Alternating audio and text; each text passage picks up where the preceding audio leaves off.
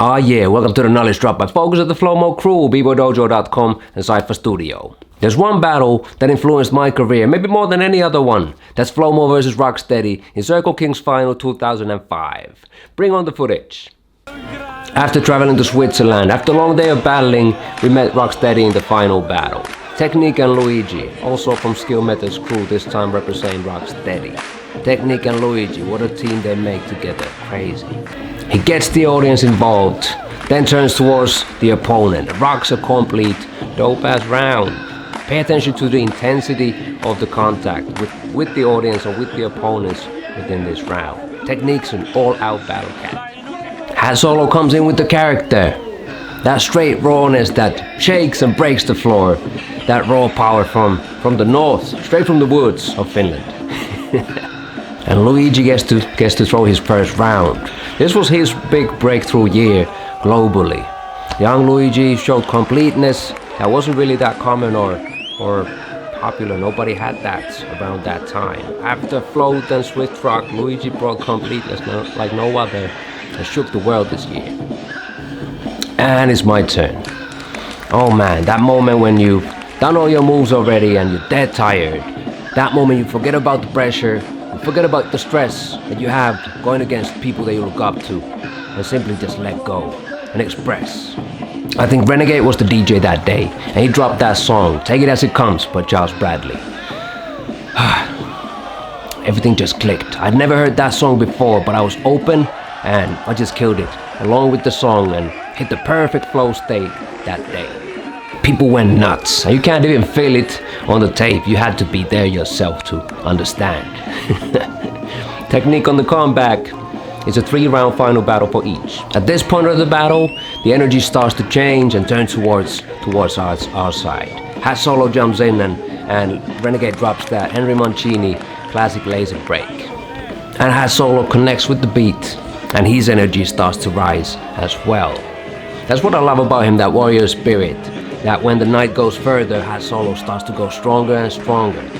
His mind is one of the strongest in the game, and that warrior spirit that lives within him shows that stamina is also mental, not just physical. Luigi rocks his response, and something is missing here. He was absolutely beasting the whole day with complete rounds. It must be the long day that starts to feel already at this point. And for us too, man. People watching the final clips on YouTube don't really realize what kind of a struggle and what kind of a battle it is to get to the final battle before you're there. It's not just those rounds. We battled the best of the best to get to the final that day. First round we met up Soul Mavericks, next round we met up with Death Dogs. Third round was against Hustle Kids, against Menno and Cisco that day in the semis, and we won it to get to the final. And once we arrived to Switzerland one night before, we spent the night in a place that had cats in it. Me and Hat Solo were both super allergic to cats. So that means that the whole night we didn't really sleep at all, and we didn't even breathe. Hat Solo spent half of the night outside in fresh air. Dope preparation for maybe the biggest battle of our career that far. Messed up lung capacity and pretty much a sleepless night. Rocksteady back with the routine game. And also for tech, you can start to see the long day already at this point. That flavor and technique is deep though. You can still see that timeless style that still resonates this year, even though this was 2005. Hat Solo pushes through with straight willpower. You can feel the hunger just watching the clip. That same year we did the Craziest Commandos battle in New York. That means that in this concept you had to have a routine or commando every single round of the 2-on-2. That meant that for preparation of this battle we already had our pockets full of routines and commandos that we already battle tested. I jumped back in with fire. Not much on my mind, but straight will. And one more commando in the sleeve, just to make sure that we top off that round. Technique and Luigi back with the routine, but didn't execute it perfect anymore. Luigi's final round with some power too. That was surprising that he still pulled it off, some shoulder halos and stuff. Complete round to finish his portion of the battle. Hat Solo takes his time and rocks his round. A lot of breakbeats like this was played in Finnish jams. Also at that time by DJs like Mr. Tibbs and Blaze Rock that rocked all the Finnish jams at that time. time before the live streams, and simply keeping it foundational with the music too. Classic breakbeats. Technique rocks his final round of that battle, keeping it short but intense and stylish.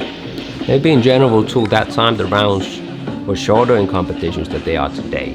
They get long ass rounds in the finals still, but we kept it short and effective. I got one more round. Again, the song changes during my round on the floor, and that simply makes me want to adapt to it and brings me more levels to the solo, more rhythms to rock to, and more energy for the tired mind. And that was it for the final. Around that time, around these years, it was rare for a European crew to win against an invited crew from the States. A US crew was flown out, and it was pretty much an automatic sure shot first place. Not to mention that we battled against a crew that we had looked up to our whole careers, from the days of watching the Beast read Star Wars and Wildstar for the first times. So that night, once we called Finland that we took the first place against Rocksteady in the final, our crewmates and friends simply couldn't believe us. And that's it, guys. Next up, join my free workshop at bboydojo.com. Thank you for tuning in. Peace!